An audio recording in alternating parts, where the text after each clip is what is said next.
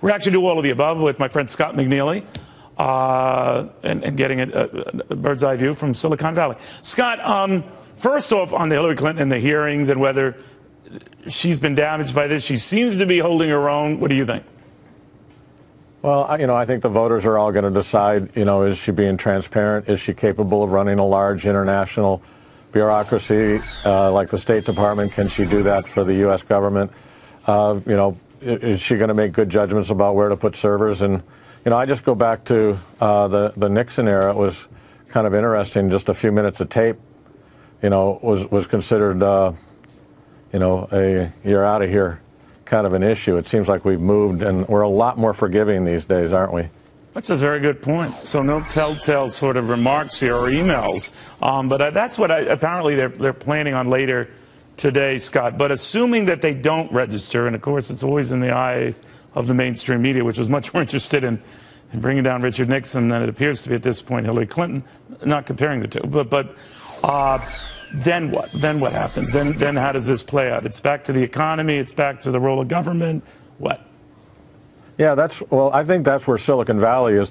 I pine for the old days in the Silicon Valley when we were sort of ignorant. We didn't play, crony statism, as I call it. I don't call it crony capitalism because that gives capitalism a bad name. But we kind of play the crony statism game way more now. So people are thinking, how do I best advantage my shareholders and my organization with my political vote, as opposed to what's the right thing to do to protect liberty, pursuit of happiness, and really allow everybody an opportunity to explore the American dream. That's not, the voting and investment strategies, if you will, political investment strategies in the Valley are way more sophisticated, political, and porky.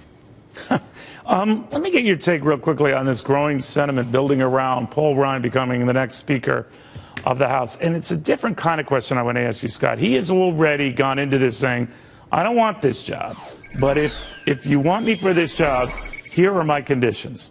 I have a family, so don't expect me to go flying around and do a bunch of fundraisers for you. I'm going to come in not doing as much work as my predecessor. I'm not disparaging. I'm just saying that he's already put conditions onto that. If an executive came to you or a candidate came to you, limiting what he was going to do or redefining a job for which you were considering that person, what would you say? Well, first of all, I would say I always try to choose leaders who are very reluctant. They weren't 12 years old wanting to be president of the United States, because anybody who understands the responsibility of the role understands that, it's really, really hard, and you kind of want to grab people who are capable but reluctant because they understand the gravity. The second thing I would say is there's lots of folks who don't work as many hours as I used to, for instance. And I was always jealous of Larry Ellison and being able to win the America's Cup while still running a very, very successful company that actually bought Sun Microsystems. That's right. So there are people who are effective in different ways. And so I think you like Paul Ryan. You're is, saying you like Paul Ryan. Yeah, I just don't think it's a winnable job. I just don't think that. I think we've moved so far where government has become such a dominant player that we have a crony statist environment, and I don't think we are as focused on the rule of law as we used to be in the old days. For all the lawyers we have in Washington, I guess the statistic that I heard once that just drives me crazy is when I grew up in Detroit, it had the largest per capita income of any metropolitan area.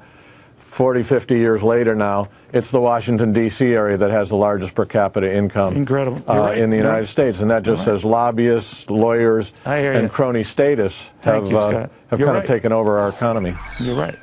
Just like we're going to lose that satellite feed, like we just did. Scott McNealy, thank you very, very much.